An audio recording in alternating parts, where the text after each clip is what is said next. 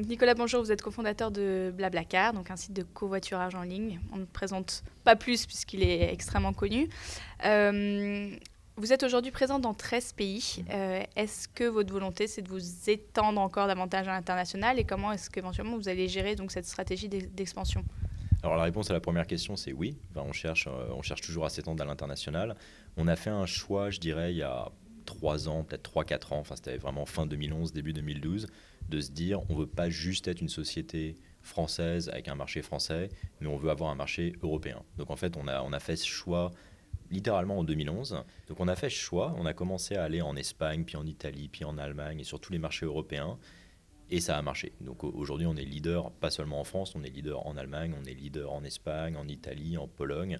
Et on a fait ça progressivement. Et on est arrivé à un point, j'ai envie de dire cette année, en 2014, où on est devenu le leader européen du covoiturage et de notre activité.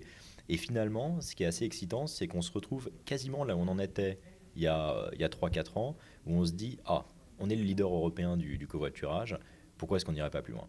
Pourquoi c'est important d'être présent à l'étranger? À la limite, vous auriez pu vraiment diversifier en France et puis intensifier l'activité. Je pense qu'aujourd'hui, en fait, c'est presque un plus gros risque pour un business de ne pas devenir international assez vite que de prendre le risque de devenir international. Dans le sens où aujourd'hui, si on se retrouve avec une société Internet qui marche que en France, qui fait du e-commerce ou une marketplace que en France, il y a un moment où finalement on va devenir tout petit par rapport à un concurrent chinois ou un concurrent américain ou un concurrent qui a pris le choix de devenir international. Et donc c'est presque un réflexe de survie, c'est-à-dire qu'aujourd'hui, et je dis ça pour des sociétés françaises, mais c'est vrai pour des sociétés anglaises, allemandes, italiennes, espagnoles, n'importe quelle société européenne devrait se dire mon marché, c'est l'Europe. Et je pense que la notion d'Europe est hyper importante, c'est-à-dire que le jour où on peut dire on est le leader européen, on fait le poids en fait, on fait le poids face à des concurrents américains ou chinois ou indiens qui ont des marchés domestiques énormes. Donc c'est une nécessité aujourd'hui. Alors d'autres acteurs présents aussi sur le covoiturage, eux, se sont concentrés davantage sur l'hyperlocal, donc les très courtes distances, par exemple au sein d'une ville. Est-ce que ce serait aussi une stratégie vers laquelle vous aimeriez aller et donc éventuellement aussi grignoter des parts de marché à des Uber, par exemple? Alors aujourd'hui, je pense qu'il faut faire attention à ce qu'on appelle du covoiturage. Donc il y a pas mal de, j'ai envie de dire, de confusion sémantique autour de covoiturage ou en anglais de ride sharing. Et Uber a d'une certaine manière un peu hijacké le mot covoiturage ou ride sharing.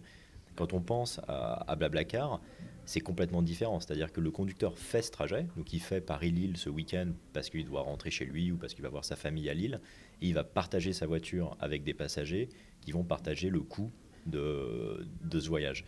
Donc quand on reste en fait sur la notion de partage de coûts, donc ce qu'on fait avec Blablacar, la difficulté, en fait, c'est d'amener ça dans des distances plus courtes. Pour une simple raison, c'est qu'à un moment, si on veut que le conducteur ne fasse pas de profit et qu'on soit toujours dans des partages de coûts, bah, sur des distances très courtes, on partage plus grand-chose. Donc par exemple, si on prend, Paris-Bruxelles, typiquement, un passager va payer 20 euros, le conducteur va récupérer 60 euros, et 60 euros, ça va contribuer à son essence, le péage, la dépréciation du véhicule, l'assurance, etc., etc.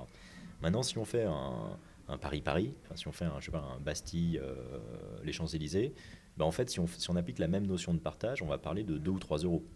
Et peu de conducteurs, en fait, vont faire le détour ou prendre le temps ou attendre dans les bouchons pour 2 ou 3 euros. Donc, pour le moment, on ne cherche pas forcément à s'étendre dans ce qu'on pourrait appeler l'hyperlocal ou en tout cas le court distance, parce que les economics fondamentales de ce qu'on fait avec du covoiturage ne sont pas forcément très très viables là-dessus, ou on rentre dans le modèle Lyft ou Uber, où là d'un coup le conducteur ne fait pas ça parce qu'il fait ça pour transporter des gens, et donc il se met, mine de rien, à faire un profit. Et là on rentre dans des problèmes de régulation qu'on connaît, enfin qu'on voit tous les jours, j'ai envie de dire en ce moment avec Uber. Donc pour moi, Et finalement, est-ce que la Google Car, c'est pas votre prochain concurrent? Et comment vous vous préparez du coup à l'arrivée des voitures sans chauffeur, voitures automatisées? ouais. Alors, déjà, je trouve ça super excitant, tout ce qui est Google Car. Ensuite, je pense que ça va pas arriver demain. Enfin, faut quand même voir que avant qu'on ait réellement des voitures automatiques qui se déplacent toutes seules, ça va prendre, je pense pas que ça va prendre 2 ans, 3 ans, ça va peut-être prendre 10, 20 ans, mais on verra.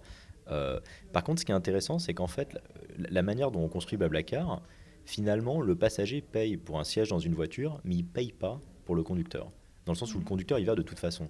Donc en fait, ce qui est fascinant pour moi, c'est que les économies qu'on a créées en fait avec Blablacar, donc l'économie qu'on crée où les gens finalement louent ou achètent des sièges vides dans des voitures, ils ne payent pas le conducteur parce que le conducteur il va de toute façon. Donc on revient sur cette notion de partage des frais. En fait, les gens sont en train de partager les frais d'une voiture. Une Google Car, ça sera exactement la même chose. C'est-à-dire qu'il y aura quand même des frais pour la voiture, parce que la voiture est quand même là, donc la voiture va consommer de l'essence ou de l'électricité ou quelque chose. Elle va consommer quelque chose, elle aura un coût opérationnel, et les gens vont partager ce coût. Donc d'une certaine manière, oui, ça va évoluer dans le sens où potentiellement, si on se projette dans un monde avec des Google Cars partout, ou des voitures, des self-driving cars partout, dans ce cas-là, ce qui va se passer, c'est qu'il y aura quand même besoin de remplir ces voitures. Donc j'ai envie de dire, Blablacar, ça sera même potentiellement encore plus intéressant d'utiliser un service comme Blablacar, parce que toutes les voitures seront disponibles pour tout le monde, mais on aura toujours besoin de cette place de marché entre les constructeurs de voitures, les Google et les Peugeot et les Renault, s'ils évoluent tous dans cette direction, et des passagers. Il n'y aura plus que des passagers finalement qui veulent acheter des sièges disponibles dans ces voitures.